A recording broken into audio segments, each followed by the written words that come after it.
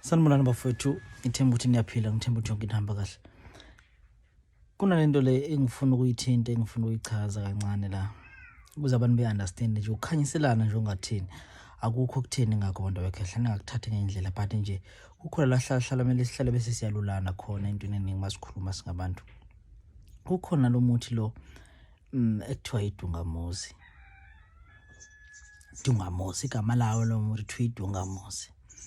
So lo muntu lona mawuthola esihlahleni sakhona uyisihlahla.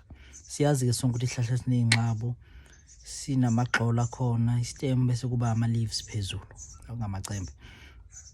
So ukusebenza lo muthi babodwa bawazi ngokusebenza ubuhle bawo, babodwa bawazi ngobubi bawo, babodwa futhi abawazi ngenye indlela. So namhlanje ngifuna sizokhanyisela ngalo muthi lesichaza ukuthi usebenza kanjani lo muthi.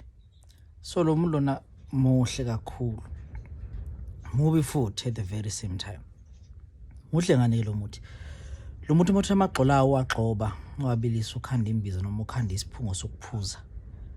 Uyanceda kakhulu emntweni onomzimba omubi noma umzimba onamabala. Lo muthi kuyawazi lembiza, uyawazi ukuthi lo muthi imclean ukuthi kusukela amabala emzimbeni, mhlawumbe egcina sinomzimba baye bathi abanye abushelelezi noma mhlawumbe umzimba omuhle kakhulu. Amagxola khona abonke ubuhle bawo lo.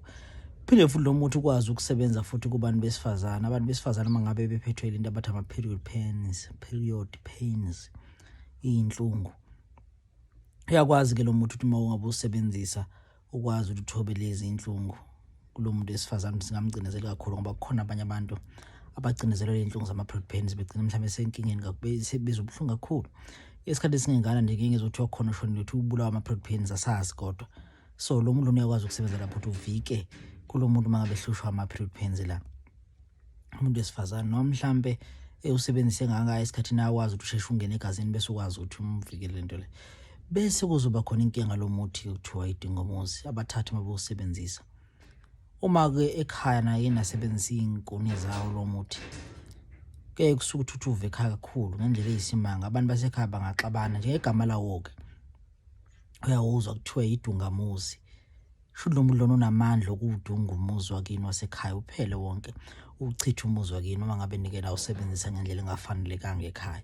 So kubalulekile le mithi siyazi, sifunde futhi siqaphele ukuthi siyisebenzisa kanjani ngoba wena mhlawumbe ungawusebenzisa uthi mhlawumbe usebenzisa for your own benefits, mhlawumbe ugcina ekhaya sodlibhiza abantu, silimaze ekhaya abantu.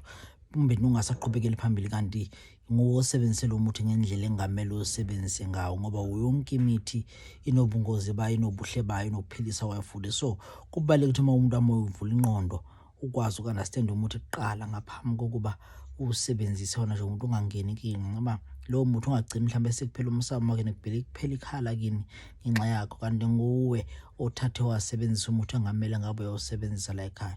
Uma saqonde lokho kuningi sizokwazi bafowethu. Ngiyabonga.